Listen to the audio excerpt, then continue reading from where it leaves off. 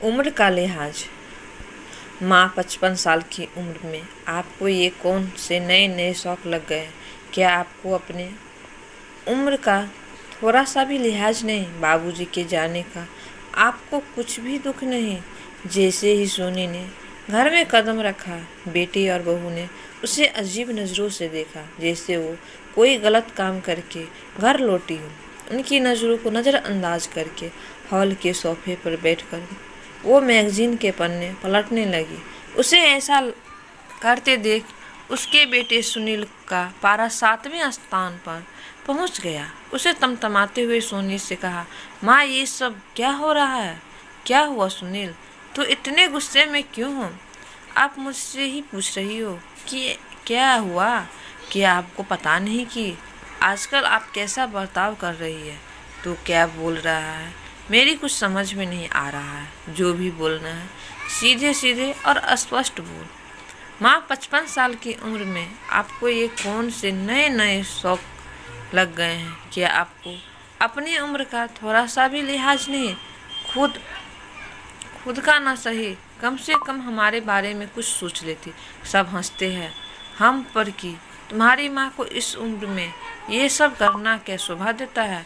बाबूजी को गए 4 महीने हो गए हैं, लेकिन आप अभी भी बिंदी लगाती है और पायल बिछिया पहनती है। इन सब से आपका मन नहीं भरा तो? आपको स्टेज पर गाना गाने का शौक चढ़ा है? क्या आपको बाबूजी के जाने का कुछ भी दुख नहीं है? आप जब देखो तब मोबाइल में व्यस्त रहती हो। 2 वक्त खाना खाओ और शांति से रहो। तुम्हारी बहू बोल रही थी कि उसकी सहेलियाँ उसका मजाक उड़ाती है कि जिस उम्र में तेरी सास को भजन कीर्तन करना चाहिए, उस उम्र में उन्हें गाना गाने का शौक चढ़ा है। माँ, क्या आपको इस उम्र में ये सब शोभा देता है? आज तो आप सुबह से ही गायब थी। कहाँ गई थी आप? किसी को कुछ बताया भी नहीं और आप फ़ोन भी नहीं उठा रही थी। हम सबको आपकी कितनी फिक्र हो रही थी। आखिर क्यों करती हो आप ऐसा? सोनी को गुस्सा तो बहुत आ रहा था, लेकिन उसने अपने गुस्से पर काबू किया और बोली, टीवी पर जो सीनियर सुपरस्टार स्पर्धा होने वाली है, उसके लिए 50 साल के ऊपर की महिलाओं के लिए पहले राउंड में मेरा सिलेक्शन हो गया था। आज फाइनल ऑडिशन था। मैंने 4 दिन पहले ही इस बारे में तुम दोनों को बताया था, लेकिन दोनों ने ही सुनकर भी अनसुना कर दिया। तब मैं क्या करती? मुझे लगा था कि मेरे बेटे बहू मेरी खुशी में शामिल होंगे, वे समारोह में मेरे साथ आएंगे। आयोजकों ने भी विशेष तौर पर कहा था कि अपने बच्चों को साथ लाना, लेकिन तुम लोगों को तो तुम्हारे बाबूजी के जाने के बाद मैं एक बोझ लगती हूँ। ऐसे में किसको क्या बता कर जाती? रही बात बिंदी लगाने की और पायल बिछिया पहनने की, तो तेरे बाबूजी को मेरा यही रूप पसंद था। उन्हें मेरा सुना माथा बिल्कुल पसंद नहीं था। वे चाहते थे कि मैं हमेशा बिंदी लगाकर बिछिया पायल आदि सभी चीज़ों पहनकर रहूं। पर अब तो बाबूजी नहीं है ना, फिर अब क्यों आप ये सब पहनती हो?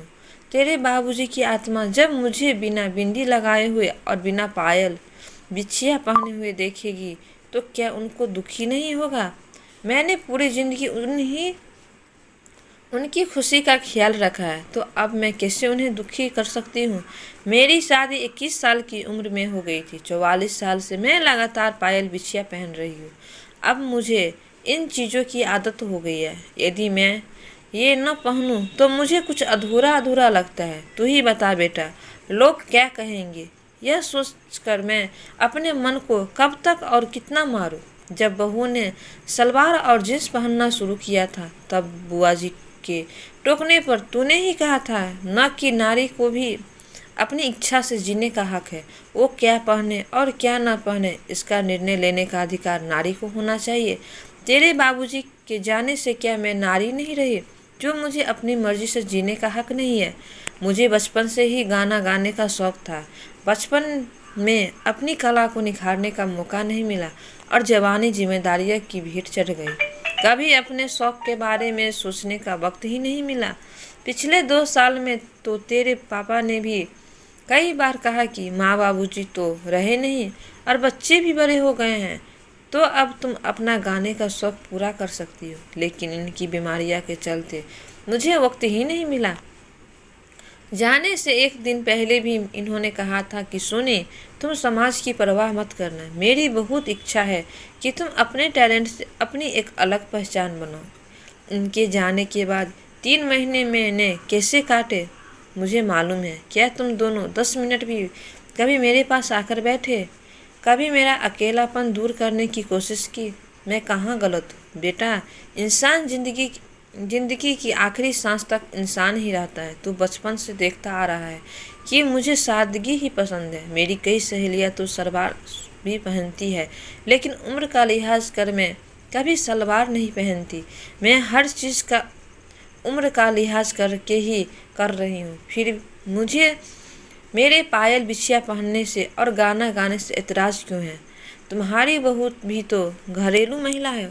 वो जवानी में कुछ नहीं कर रही तो तुम्हें बुढ़ापे में गाना गाने की क्या ज़रूरत है? कौन से ग्रंथ में लिखा है कि उम्र के एक पड़ाव पर इंसान ने कुछ काम नहीं करना चाहिए?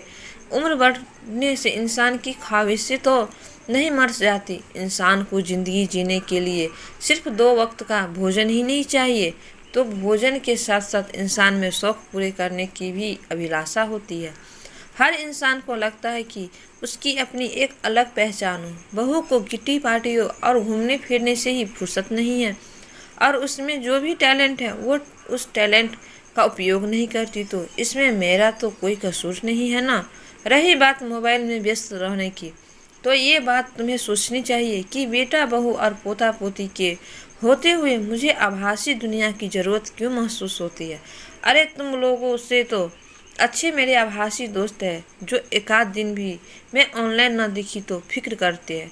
फ़ोन करके पूछते हैं कि तबीयत ठीक है कि नहीं। बेटा, मुझे अपनी ज़िंदगी अपने तरीके से जीने का पूरा हक है।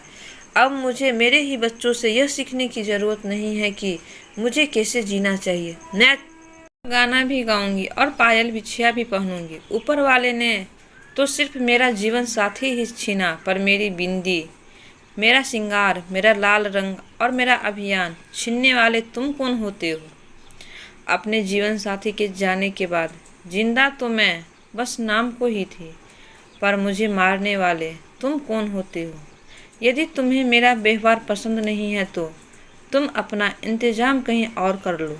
ये घर मेरे नाम है, इसलिए मैं तो कहीं और जाऊंगी भी नहीं। सोनी के ऐसा कहते ही बेटे और बहू के चेहरे की हवाइयाँ उड़ने लगी। बेटे ने आखिरी दाव चला कर देखा। आप इस उम्र में अकेली कैसे रहेगी? तुम्हारे साथ होते हुए भी तो मैं अकेली ही हूँ, क्योंकि तुम लोगों के पास तो मेरे लिए वक्त ही नहीं है।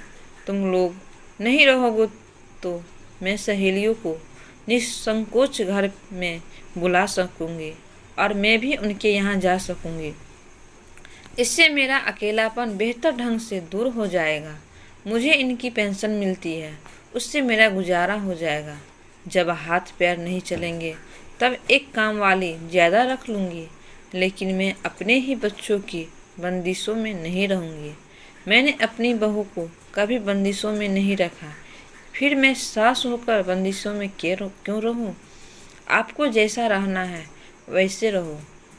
ऐसा कहकर बेटा मुंह बनाकर चला गया। सोनी सोचने लगी कि अच्छा हुआ कि इन्होंने घर मेरे नाम किया, नहीं तो आज मेरे ही बेटे बहू मेरा क्या हाल करते ना। मालूम माँ बाप यदि नई जनरेशन से कदम मिलाकर न चले तो पुराने ख्यालात के कहलाते हैं, और यदि अपनी मर्जी से जीना चाहते हैं तो ये उनके शोभा नहीं देता। ये कैसी मानसिकता है नई जनरेशन की। आपको ये कहानी कैसी लगी नीचे कमेंट करके हमें ज़रूर बताइएगा।